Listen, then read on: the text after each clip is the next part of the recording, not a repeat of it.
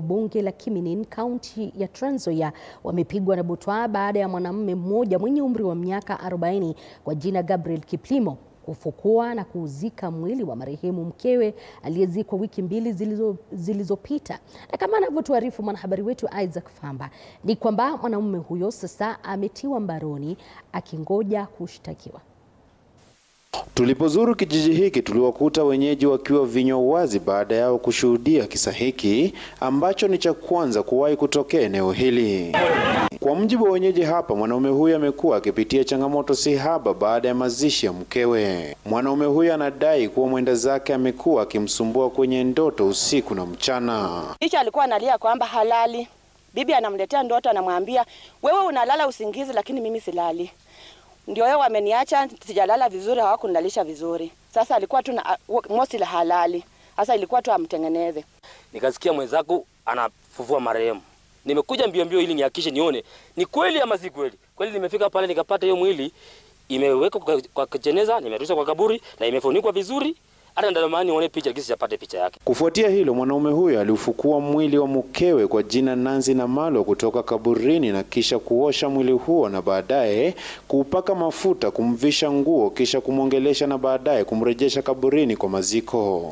Hasa wakati alikuwa anafukua, akatoa neti, akafungua sanduku, akapata dawa kwa mkono mwingine kwa kichwa hapa. Kapanguza maji, kamuongelesha kama bibi yake, akamwambia nakupenda na siwezi kukuacha uteseke.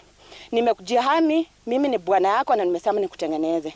Ameosha mwanamke wake, akaenda kwa nyumba, akachukua mafuta, akampaka, akapangusa sanduku mzuri, akaanza kumfaa, akampaka paka mitomo. Kiplimo anadai mkewe alizikwa na mazingaumbwe ambayo amekuwa yakimkosesha amani na hivyo alilazimika kufanya hivyo ili kuondoa dawa anazodai zilikuwa zimezikwa pamoja na mwenda zake kwenye jeneza. Inasemekana ya kwamba baada ya yeye kuchupua mwili wa marehemu, kutoa nje ya kumtoa ndani ya jeneza. Kitu cha kwanza alikuwa amezikwa na dawa. Kitu cha pili marehemu alizikwa na chupi. Na sisi kama jamii ya Waluya, wakizika mke wako na chupi, ni kumaanisha wewe maisha yako inabaki tu hivyo, hata uwezi oa.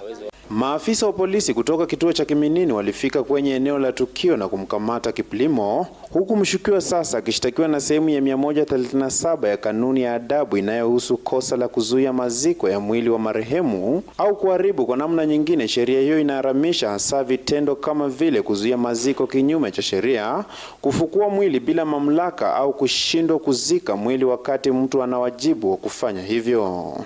Isaac Famba, TV47 nikiwa kaunti ya Trans Nzoia.